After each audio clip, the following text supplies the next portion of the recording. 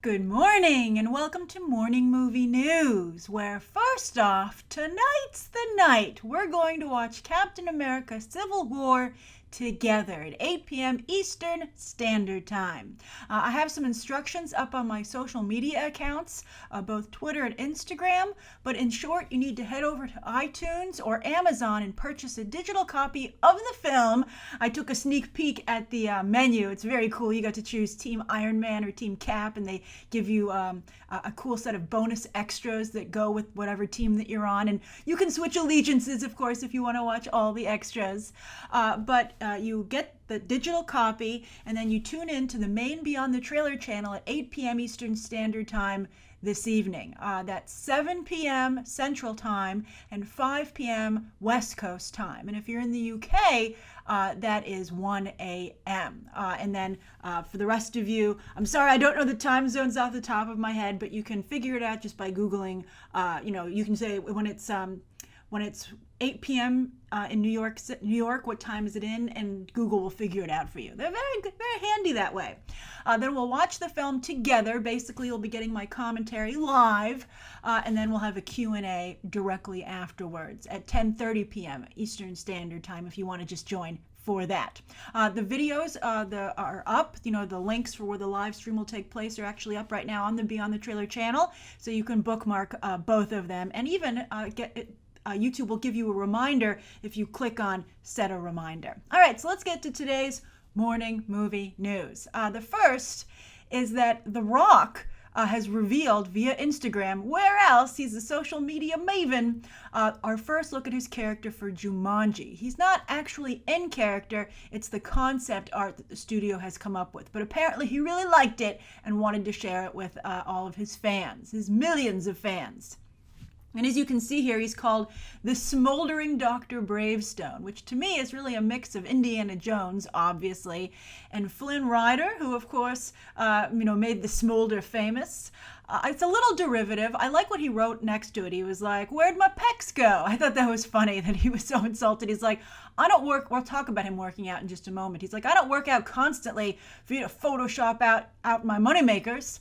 So I thought that was really funny. So if I were a studio, I'd be very happy that Dwayne Johnson is so good at social media and getting stuff out there. But I would also be nervous. I feel that there's a little bit of a risk factor with the way Dwayne Johnson has been handling himself lately, and that he's really unfiltered. And I think that Dwayne Johnson, I love Dwayne Johnson. I think he's so likable. I think he's just so much fun. I think he's such a good sport. But I think he shouldn't underestimate the value in having someone, just keep a watchful eye on what he does. I think, it's not always great to be unfiltered and uncensored all the time, right? I mean, I think people carefully cultivate a public image for a reason, right? All right, so what am I talking about? Well, this works very nice. He has a very charming thing to say here. I think, if some people believe the Vin Diesel fight is just a wrestling stunt, which would be pretty clever. But that's something, if it's not, would be a concern. But also, last night I was posting actually my instructions on how to join. Well, I was getting ready to post my instructions for the live feed. Also, some fan art that someone sent me as me as Iron Man, which I thought was awesome. But I saw that Dwayne Johnson posted a late night video, and I was like, you know what? Let's see what he's up to. And so he was talking about how important it is to always work hard and that nothing tops hard work, which is a great message. And I thought it was wonderful that in the comments someone said, "You know what, Dwayne? I was not going to work out tonight because it's too late, but you know what? I'm going to go to the gym. Thanks, man." And I was like, "Oh, that's wonderful. You're doing a lot of good, Dwayne. You're really encouraging people to be their best." But as he spoke, he was like, it's 11 o'clock at night. Other people are, at home, not working out. And then he's like, they're making babies or they're practicing making babies. You know what he's talking about. And then, so I was like, okay, that's a little off color there, Dwayne. Because I think, a lot of you have talked about him having a little bit more of a sexy image when he was in wrestling. But I think he needs to realize that he has a very wholesome image as an actor. Not with Ballers, obviously, but I don't think a lot of people watch Ballers on HBO. But at large, one of the reasons I think he's been so successful as a mainstream talent instead of being a niche talent is that he is all ages friendly. And so I wish that someone would point that out to him, because he just kept going on about it. He was like, my competition isn't working out. They're maybe practicing practicing making baby? Or he said, who knows what they're doing, like in a real suggestive way. And I was like, I get it. You'd rather be having sex than working out, Dwayne, but you forced yourself not to do it, or you're going to do it later. But I'm curious to what you guys think. Obviously, Dwayne Johnson has a ton of fans, but you have to always remember you're playing the long-term game. So I think he's doing great, but I think that he's not proven quite yet. Central Intelligence ended up doing very well, and it's actually a really good movie. I'm a little nervous about Baywatch. I think Baywatch, it's a fine line between like a tasteful, sexy film and like one that's like off-putting. So I'm not quite sure which direction this is going to go in. And, this is Baywatch is the first film that he's produced himself. So I'm very curious to see how Dwayne Johnson fares unfiltered, both on social media and very soon professionally in his movies, because he's the boss. So I'm very curious indeed. And I'm interested to see what your thoughts are on it to date. All right, so that's the first story of the day. The second story of the day is that it's slow news week. So Black Lightning, the announcement that Greg Berlanti, who is in charge of all the DC shows right now, and they all have a home now, a forced home on the CW after Supergirl got kicked off of CBS, but hopefully it'll thrive on the CW. Now, some of you have pointed out that it had very high ratings, or higher ratings than any CW show on CBS, but no one talked about it. It was suffering. I think image-wise, it was not good. So I think it could take a little bit of a ratings hit to be maybe a little bit more respected as a show. But anyway, now he wants to make a Black Lightning TV show. They're like, give us more, Greg Berlanti. So but although they said they were shopping this around, I'd be like, didn't you learn your lesson with CBS? Just keep them all on the CW. Especially if they're coming from Greg Berlanti. I think he has one day of the week left that he could slot a show in, right? He's got 4 shows currently, Monday through Thursday. Take Friday for Black Lightning. So the setup here is that it's going to be focusing on an older Jefferson Pierce who's retired, but puts the suit back on when his daughter, a star student, is courted by a local gang. He's like, oh, hell no. This actually is the plot to some degree of Barbershop 3. But I think it's an important message, talking about gang violence and that temptation and sometimes, forced recruitment, like, kids don't have a choice in certain neighborhoods. So that's a nice thing. But I have to say, it's very much like the Luke Cage show that's coming out from Netflix September 30th. So it would be interesting to see if the television, landscape can not only support 2 shows with a black superhero lead, but shows that are pretty much the same in terms of the setup. Also, though, interestingly, as a side note in the comics, Jefferson Pierce has 2 daughters who go on to continue in his footsteps, and their names are Thunder and Lightning. That's fantastic. But in real life, Anissa and Jennifer. So I think that this could potentially be good. I'd much rather see, if they want to have a black lead, I'd much rather see a Martian Manhunter show. But I think they probably are like, no, Supergirl needs Martian Manhunter. That's like a big support system for that show. We can't take it away. So I think this could potentially be good, but I would hate to see Luke Cage and Black Lightning competing with each other when, wouldn't it be better to have 2 very different shows? I always think of Black Lightning, though, from this comedian, this stand-up comedian I saw one time, and he said it's the only superhero with his ethnicity in his superhero name. They're not like white Superman or white Batman. So I always thought that was pretty funny. I hope they address that. All right, so the third story of the day, a couple of you asked me to discuss this. It broke a few days ago, actually, and that's that AMC has announced they will be doing reserved seating in all their New York theaters, which I think is a good idea. If you go out to Los Angeles or lots of other cities across the globe, most movie theaters actually are reserved seating, and it's pretty awesome. It's like almost like the idea of getting to a movie like an hour early for a good seat seems antiquated. But one of the problems is that they're not going to be redoing the theaters at first, and I think that would make it so that reserved seating didn't really work out. You're always wondering, like, who's going to enforce it? Will people really, abide by their assigned seats? And I think that in the remodeled theaters, or even in the IMAX, where you have stadium seating, so the rows are apart, or if you have the recliners, then it's fine because pretty much every seat's pretty good. So that's fine. But I think that in like some of the old theaters, like they said, AMC Lincoln Square, for instance, is going to go reserved seating. There are a lot of seats there. Like, you'd be like, I can't sit in this seat. Or someone could sit in front of you that's too tall or leans too far back. And you're like, I don't want to sit here. So I think that it's not going to, I mean, it's like, I think it's almost like setting itself up to fail in this regard. Although I did hear they're redoing Kips Bay, and I'm curious if they're making that into a recliner theater. They also said, this was just really crazy. This to me made me feel like the movie theater business really is struggling, or they're like, we're going to be struggling soon.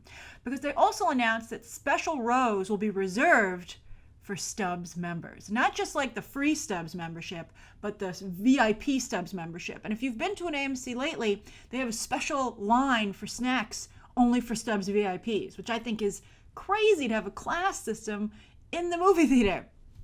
Now, Stubbs VIP is only $15 a year, which is a little more than $1 a month. But still, I think a lot of people would be offended that, they were being asked to pay anything to be able to qualify to sit in the best row for a movie. So I'm curious if these things will work for AMC. As we recently discussed, like about a month or so ago, their revenue is down substantially, and no one's buying snacks, and people aren't going to the movies. And I think their revenue was down like almost 50%, which is really bad. So I can see what they're doing, and I don't know if this would work. I still feel that if they made sure that nobody was on their phone and didn't talk, and they cleaned the bathrooms, that would really make a huge difference. All this other stuff is fine, but that's like the big one. People talking in the theater and being on their phone, and absolutely filthy bathrooms is a big deterrent, I think, for going to the movies these days. Then as for the viewer question, if you saw my top 5 ideas for Justice League Dark, I recommended Penelope Cruz for the role of Zatanna, because I feel very strongly they're going to race bend that character, and they could go casting a black actress, or many people have guessed they might go in the direction of casting a Latina actress, and so I recommended Penelope Cruz, and that's what the viewer question is based on. So Chewy with 2 H's tweeted me and said, "Hi Grace, longtime viewer, I have a question. The other day I got into an argument on one of your videos about Justice League Dark and your choice of Penelope Cruz for Zatanna. Many people consider her white, mainly most people from Spain, but we here in America do not, myself included, see her as a quote-unquote white actress. Can you help clarify why this is the case? Because I feel that my argument was just, and though I do agree that some Latinos, Chewy, so basically Chewy's saying, I do agree some Latinos do fall in the small window of white and minority, being both. But why casting her as a Latino has helped her in her career versus someone like Cameron Diaz or Jessica Alba, who are also both Latino, but have benefited from being casted as quote-unquote white. I love your show, heart emojis. So basically, to paraphrase, Chewy is saying, why would some people consider Penelope Cruz not Hispanic or Latina enough to be race-bending for Zatanna, even though Chewy feels, I'm guessing that Penelope Cruz qualifies. But then also, why isn't Cameron Diaz ever considered a Latina actress, or Jessica Alba? Now, with Jessica Alba, I actually do think Jessica Alba is considered a Latina actress. Maybe not at the beginning of her career, but once she became so strongly associated with Robert Rodriguez and his movies, I think that she is more, associated with representing that group. And I think she's worked very hard to want to represent that group, to her credit. Cameron Diaz has never, she started out as, her first big breakthrough role. Her first role was the love interest in The Mask. She's dyed her hair blonde. I think she very much, she's never wanted to capitalize on her Hispanic heritage, which is her choice. And she's always just been cast, as, I don't think no one's ever made an issue about it. But then, I don't think anyone would think Cameron Diaz was diversity casting, right? But Cameron Diaz, doesn't have an accent, her skin tone, her blonde hair, I can see why some people would feel that way. Now, speaking of accents, Penelope Cruz has a very strong accent. She also got her start and made her mark in Spanish language films, Pedro Almodovar's films in particular. So I think that definitely qualifies her as a Latina actress. And I also think, in this day and age, especially when someone's embraced, like if you could get upset about Cameron Diaz and be like, that's not diversity casting because of her unwillingness to embrace that part of her heritage. So you could be obviously upset about that. But, I think that for the most part, I think that people really shouldn't be like, you don't qualify and like you're not Latina or black enough. I think, I don't think that's helpful to the conversation that we're trying to have, right? So that's true. That's what I think the situation is. I think Penelope Cruz would argue to anyone who said that she was a white actress. tell it to the roles that she gets cast in, right? I mean, she doesn't play, white roles like Cameron Diaz does. And she has an accent that doesn't go away. And she still makes Spanish language movies. So I think she very much is a Latina actress. And so I think that, also considering how much she's, I think, done to promote Spanish language films and gone back, she wasn't like, see a Spanish language films when she got her big break in Hollywood.